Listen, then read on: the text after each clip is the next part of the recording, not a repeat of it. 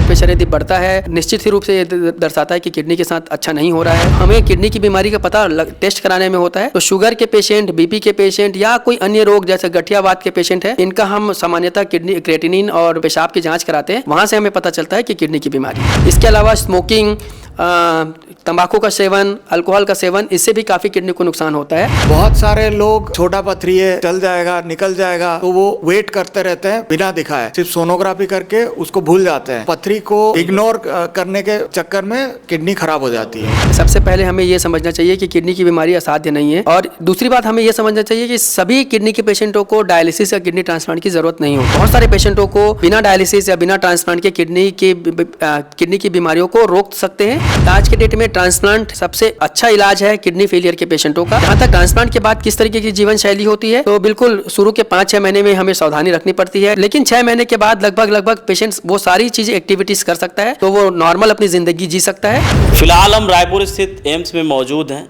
यहाँ के एम्स के डॉक्टरों द्वारा एक 11 साल की बच्ची जो कि बेमित्रा की थी, उसका सकुशल किडनी ट्रांसप्लांट हुआ है। उसी सिलसिले में आज हमारे साथ वरिष्ठ डॉक्टर की मौजूद हैं। हम इनसे बातचीत करेंगे और जानने की कोशिश करेंगे क्या प्रोसेस होती है, किस प्रक्रिया के तहत कब किडनी ट्रांसप्लांट करते हैं, क्या क्या सावधानियां बरतनी पड़ती है, और जो आजकल लगातार युवा पीढ़ियों में अमूमन देखने को मिल रहा है कि उनकी किडनी खराब हो जा रही है, क्या सावधानी बरतें अपने जीवन में, अपनी दिनचर्या में, जिससे किडनी हमारी सुरक्षित रहे। सबसे पहले तो आपका स्वागत, अपना परिचय बता दीजिए। नमस्कार, मैं डॉक्टर विनय राठौर हूँ, associate professor, department of nephrology, AIIMS Raipur. आप सभी दर्शकों को मेरा नमस्कार। आप? मैं doctor Deepak Biswal, associate professor, department of urology. एक बेमित्रा की बच्ची का, 11 साल की बच्ची, मुझे लगता है कि रायपुर में एम्स में पहली बच्ची, मतलब छोटी बच्ची का भी किडनी ट्रांसप्लांट हुआ है। अब तक कितने लोगों का हो चुका है? जी, तो ये जो आप बच्चे की बात कर रहे हैं, ये हमारे एम्स का पहला पीडियाट्रिक या बच्चों का किडनी ट्रांसप्लांट है, और साथ ही साथ छत्तीसगढ़ का पहला डिसीज डोनर किडनी ट्रांसप्लांट है, जिसमें कोई ब्रेन डेड पेशेंट है, अपना ऑर्गन डोनेट करता है, तो बच्चे को प्राप्त होने वाली ये पहली घटना है छत्तीसगढ़ में। अब तक हमारे यहाँ एम्स रायपुर में तकरीबन 25 किडनी ट्रांसप्लांट हो चुके हैं, जिसमें से 19 ट्रांसप्लांट लाइव रिलेटेड है। लाइव रिलेटेड का मतलब होता है कि जहाँ पे मरीज के रिश्तेदारों ने, जीवित रिश्तेदारों ने अपना किडनी डोनेट किया हो और उनको किडनी के पेशेंट को वो किडनी लगी हो, ऐसी हमारी 19 हो चुकी हैं। और 6 transplant disease donor. Disease donor एक ऐसा कंडीशन है जहाँ पे एक मृत व्यक्ति, ब्रेन डेड व्यक्ति, जो किसी एक्सीडेंट या इसकी वजह से जिनकी ब्रेन में इरिवर्सिबल डैमेज हो गई और वो ब्रेन डेड हो गया हो, ऐसे पेशेंट कई बार किडनी डोनेट करते हैं। तो ऐसे 6 एम्स रायपुर में हो चुके हैं, और ये पहला केस है जहाँ पे बच्चे का हुआ है। कैसे पता लगता है कि किसी व्यक्ति की, कोई वृद्ध हो, कोई युवा हो, बच्चा हो, उसकी किडनी खराब होगी? एक्चुअली जो ये इवैल्यूएशन प्रोसेस है, वो जैसे किडनी किसी की खराब हो जाती है तो पहले क्या कारण से हुआ है, किस लिए हुआ है, वो ज़्यादातर डिपार्टमेंट ऑफ नेफ्रोलॉजी देखती है। और जैसे कुछ पथरी के कारण भी, पथरी या कुछ ब्लॉकेज के कारण जो किडनी खराब होती है, वो डिपार्टमेंट ऑफ यूरोलॉजी देखती है। तो आगे का क्या इवैल्यूएशन होता है वो डिपार्टमेंट ऑफ नेफ्रोलॉजी। किडनी खराब होने के या किडनी में कोई बीमारी के लक्षण जो होते हैं, वो कई बार बहुत बार ऐसा होता है कि किडनी की बीमारी के कोई भी लक्षण नहीं होते, और टेस्ट कराने पे वो पता चलता है कि किडनी में डैमेज है। लेकिन फिर भी जो सामान्य लक्षण होते हैं जिससे हमें पता लग सकता है कि किडनी में कुछ खराबी होने की संभावना है, उनमें सबसे इंपॉर्टेंट है ब्लड प्रेशर का होना। ब्लड प्रेशर यदि बढ़ता है तो एक वो निश्चित ही रूप से ये दर्शाता है कि किडनी के साथ अच्छा नहीं हो रहा है। इसके साथ सूजन आना, भूख कम लगना, खून कम होना, अनीमिया होना, ये सब कुछ सामान्य से लक्षण है जिससे हमें किडनी के मरीजों में देख सकते हैं। बट अमूमन हमें किडनी की बीमारी का पता टेस्ट कराने में होता है। तो शुगर के पेशेंट, बीपी के पेशेंट या कोई अन्य रोग जैसे गठियावात के पेशेंट है, इनका हम सामान्यतः किडनी क्रेटिनिन और पेशाब की जांच कराते हैं। वहाँ से हमें पता चलता है कि किडनी की बीमारी है। जैसे अब पहले क्या होता थी, जो अमूमन बीमारियाँ होती थी, बड़ी बीमारी हैं, वो एक उम्र के बाद होती थी, 40 साल 50 साल, अब छोटे छोटे बच्चों में बीमारियां शुरू हो चुकी हैं। इसका क्या कारण है? जी, तो किडनी की बीमारियां बच्चों को भी हो सकती हैं और बड़ों को भी हो सकती हैं। बच्चों में जो किडनी की बीमारी होती है उसका कारण थोड़ा अलग होता है बड़ों की कंपैरिजन में। सामान्यतः किडनी में जो बच्चों की बीमारियां होती है वो जन्मजात कारणों से होती हैं। जन्मजात कारण जैसे किडनी जन्मजात कारण की वजह से नहीं बनी हुई है या उसमें बनने में कुछ प्रॉब्लम आई हुई है। दूसरा रुकावट, पेशाब के रुकावट की वजह से हो सकती है, या एक रिफ्लक्स नेफ्रोपैथी नाम की बीमारी होती है जिसमें पेशाब है वो बाहर निकलने के साथ साथ ही कुछ पेशाब जो होता है जब हम पेशाब कर रहे होते हैं वापस किडनी की तरफ जाती है, तो जिसको रिफ्लक्स नेफ्रोपैथी बोलते हैं। तो बच्चों में किडनी की बीमारियां होती हैं और ये इनका कारण थोड़ा अलग है जो एडल्ट के हैं। जो एडल्ट हैं, जो बड़े लोग होते हैं, उनमें किडनी की बीमारी जो बहुत प्रचलित होती है उनका सबसे प्रमुख कारण अभी भी शुगर, बीपी है। इसके अलावा जो हम दवाइयाँ देते हैं, एंटीबायोटिक देते हैं या दर्द की गोलियाँ देते हैं, ये भी एक काफ़ी बड़ा कारण है। इसके अलावा स्मोकिंग, तंबाकू का सेवन, अल्कोहल का सेवन, इससे भी काफ़ी किडनी को नुकसान होता है। तो ये बड़ों में जो किडनी की बीमारी होती है उनके सेपरेट कारण होते हैं और बच्चों में जो किडनी की बीमारी होती है उनके जन्मजात कारण होते हैं। जैसे किसी की, इसमें मैं भी एक चीज़ बोलना चाहूँगा। जो शुगर, बीपी के अलावा भी एक कुछ कारण है जो लोगों के मतलब कम जागरूकता की वजह से होता है, वो है कि स्टोन, बहुत पथरी। बहुत सारे लोग छोटा पथरी है, चल जाएगा, निकल जाएगा, तो वो वेट करते रहते हैं बिना दिखाए, सिर्फ सोनोग्राफी करके उसको भूल जाते हैं। तो वो भी एक कॉमन कारण है भारत में। तो वो पथरी को इग्नोर करने के चक्कर में किडनी खराब हो जाती है। जैसे प्रोसेस क्या रहता है? मतलब मान लीजिए किसी पेशेंट को पता चला कि उसकी किडनी खराब है, दवा देने के बाद कोई ऐसा सुधार नहीं हो रहा है कि जो होना चाहिए, तो क्या प्रोसेस है? किस तरीके से आप लोग अपना माइंड सेटअप बनाते हैं कि नहीं अब इनका जो है किडनी ट्रांसप्लांट करके इनके जीवन को बचाया जा सकता है? तो सबसे बड़ी बात यह है कि किडनी की बीमारी असाध्य नहीं है। सबसे पहले हमें ये समझना चाहिए कि किडनी की बीमारी असाध्य नहीं है। और दूसरी बात हमें ये समझना चाहिए कि सभी किडनी के पेशेंटों को डायलिसिस या किडनी ट्रांसप्लांट की ज़रूरत नहीं होती है। यदि बीमारी पहले स्टेज में या शुरुआती लक्षणों के साथ ही हमें पकड़ में आ जाती है, तो आज की जो हमारे पास मॉडर्न मेडिसिन में जो उपचार हैं उसके माध्यम से हम बहुत सारे पेशेंटों को बिना डायलिसिस या बिना ट्रांसप्लांट के किडनी की बीमारियों को रोक सकते हैं, ठीक कर सकते हैं या उसके प्रोग्रेशन को हम कम कर सकते हैं। तो यदि इसके लिए हमें ज़रूरी है कि हमें किडनी की बीमारी जल्दी से जल्दी पता चल जाए और उसका अप्रोप्रिएट इलाज हो जाए। यदि कोई पेशेंट है जो बिल्कुल अंतिम स्टेज में पहुंच चुका है किडनी फेलियर के, जहां पे मेडिसिन के माध्यम से उसका इलाज नहीं हो सकता है, सिर्फ ऐसे ही पेशेंटों को डायलिसिस और ट्रांसप्लांट की ज़रूरत पड़ती है। इसलिए सिर्फ किडनी की बीमारी हो गई है तो जीवन खत्म हो गया है, ये हमें मन में नहीं बिठाना चाहिए और उपचार अवेलेबल हैं। जहाँ तक रहा कि कौन से पेशेंट को हम ट्रांसप्लांट के लिए कहते हैं, तो अधिकतर पेशेंट जो किडनी फेलियर के पेशेंट होते हैं वो सभी मोस्ट ऑफ द पेशेंट जो होते हैं वो ट्रांसप्लांट के लिए एलिजिबल होते हैं। कुछ पेशेंटों को छोड़ दिया जाए, उसके लिए बहुत गहन प्रोसेस होता है। हम देखते हैं कि पेशेंट को ट्रांसप्लांट कराने से फ़ायदा होगा या नुकसान होगा, वो हम डिटरमाइन करते हैं। पेशेंट ऑपरेशन झेल पाएगा जो लगभग 2 से 3 घंटे मेजर सर्जरी होती है, बेहोशी झेल पाएगा कि नहीं झेल पाएगा। इसके अलावा जो किडनी मिल रही है, जो देने वाला है उसकी किडनी पेशेंट से मैच होती है कि नहीं है, उसके भी टेस्ट किए जाते हैं। इस तकरीबन सारे टेस्टों को करने में तकरीबन 1 महीने का समय लगता है और 1 महीने के समय लगने के बाद फिर हम डिटरमाइन कर पाते हैं कि पेशेंट को ट्रांसप्लांट के लिए फिट है या नहीं है। यदि फिट होता है तो हम उनके फाइल को सोटो के पास भेजते हैं। सोटो में फिर वो वहाँ पे उनका इंटरव्यू होता है और वो एक फिर परमिशन देते हैं कि पेशेंट ट्रांसप्लांट के लिए एलिजिबल है। तो इस तरीके से तकरीबन 1 से 1.5 महीने का प्रक्रिया रहता है ट्रांसप्लांट के लिए। जैसे ट्रांसप्लांट होने के बाद उनका जीवन जैसे पहले सामान्य जो अन्य मनुष्य का जीवन रहता है वैसे सामान्य जीवन रहता है? जी बिल्कुल। तो आज के डेट में ट्रांसप्लांट सबसे अच्छा इलाज है किडनी फेलियर के पेशेंटों का। डायलिसिस और पेरिटोनियल डायलिसिस दोनों एक और तरीके हैं, मगर इन दोनों से जो क्वालिटी ऑफ लाइफ है और जो लाइफ स्पैन है वो ट्रांसप्लांट में कहीं अधिक है, कहीं अच्छी है। तो ट्रांसप्लांट यदि संभव हो तो ट्रांसप्लांट कराना चाहिए किडनी के पेशेंटों को। जहाँ तक ट्रांसप्लांट के बाद किस तरीके की जीवन शैली होती है, तो बिल्कुल शुरू के 5-6 महीने में हमें सावधानी रखनी पड़ती है। इन्फेक्शन से बचाना होता है, टेस्ट बार बार कराने होते हैं, पेशेंट को अस्पताल बार बार आना पड़ता है। लेकिन 6 महीने के बाद लगभग पेशेंट्स वो सारी चीज़ें एक्टिविटीज़ कर सकता है जो वो ट्रांसप्लांट से पहले या बीमार होने से पहले कर रहा था। तो वो नॉर्मल अपनी ज़िंदगी जी सकता है। मेडिसिन बराबर लेनी पड़ती हैं। मेडिसिन में आपको कमी नहीं करनी होती है, मेडिसिन आप छोड़ नहीं सकते। तो मेडिसिन टाइम टू टाइम जो प्रिस्क्राइब मेडिसिन है वो लेनी चाहिए। थोड़े बहुत प्रिकॉशंस लेने होते हैं इन्फेक्शन से बचने का, वो प्रिकॉशंस लेना चाहिए, भीड़ भाड़ से अवॉइड करना चाहिए। लेकिन इसके अलावा पेशेंट हैं वो अपनी नॉर्मल जीवन शैली जी सकते हैं ट्रांसप्लांट के बाद। ट्रांसप्लांट के बाद उनको क्या, जैसे जो दवा दी जाती है वो मेडिसिन उनको लाइफ टाइम खानी होती है? जी बिल्कुल। तो जो इम्यूनोसप्रेसिव दवाइयाँ हैं वो लाइफ टाइम लेनी होती हैं। हालांकि उनका डोज किसी और ऑर्गन्स पे उसका इफेक्ट ऐसा कुछ नहीं, तो हालांकि उनका डोज धीरे धीरे कम होता जाता है। ज़्यादातर इम्यूनोसप्रेसिव दवाइयाँ जो आजकल किडनी के लिए अवेलेबल है, किडनी ट्रांसप्लांट के लिए, बहुत सेफ मानी जाती हैं। अब चूंकि ये इम्यूनोसप्रेसिव दवाइयाँ होती हैं, यानी इम्यूनिटी को थोड़ी कम करती हैं, इन्फेक्शन होने का एक संभावना जरूर बनता है। इसीलिए हम उनको पहले ही टीकाकरण करवाते हैं और पहले ही हम उनको बताते हैं कि आप खान पान में ध्यान रखिए, भीड़ भाड़ से बचिए, इन्फेक्शन से बचिए। और ऐसा करते हुए यदि आज के डेट में जो डाटा देखा जाए तो अमूमन 12 से 15 साल तक पोस्ट ट्रांसप्लांट लाइफ होती है, वो बिल्कुल इवेंट फ्री होती है। मतलब ट्रांसप्लांट के बाद 12 से 15 साल इंसान जी सकता है, ये एवरेज है।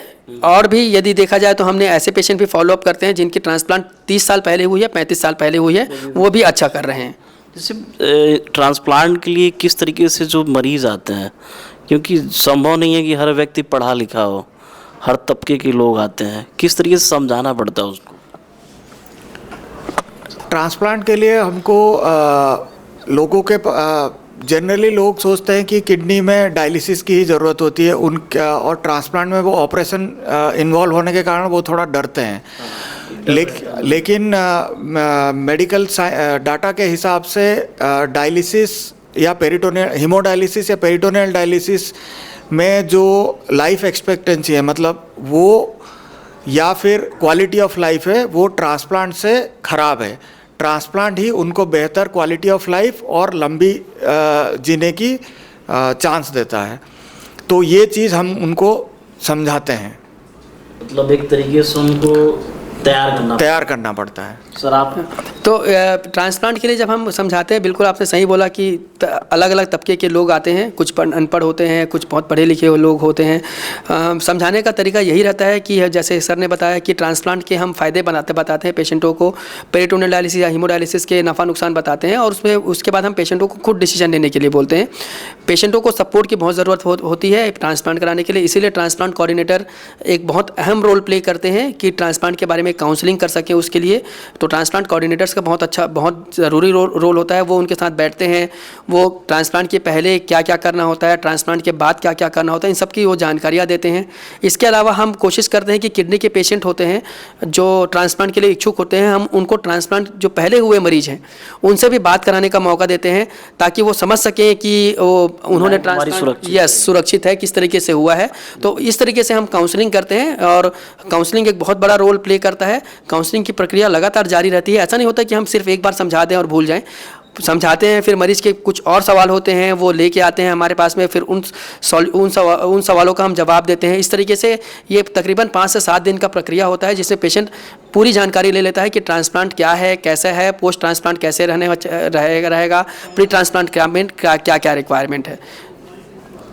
जैसे ट्रांसप्लांट के बाद उनकी जीवन शैली जो भी है अपना जीना शुरू कर देते हैं, उनको कितने महीने पे मतलब चेकअप के लिए रूटीन? तो जैसे मैंने आपको बताया कि शुरू को 6 महीने होते हैं, उसमें तो हम कोशिश करते हैं कि पहले महीने में तो हम पेशेंट को हर हफ्ते देखना चाहते हैं। एक बार छुट्टी हो जाती है, उसके बाद हम हफ्ते में डेली हर हफ्ते बुलाते हैं। और इसके लिए हमारा एक विशेष ट्रांसप्लांट क्लिनिक है जो हम गुरुवार को रन करते हैं। गुरुवार को ट्रांसप्लांट के पेशेंट को विशेष रूप से देखा जाता है, तो हर गुरुवार को बुलाते हैं पहले 1 महीने में।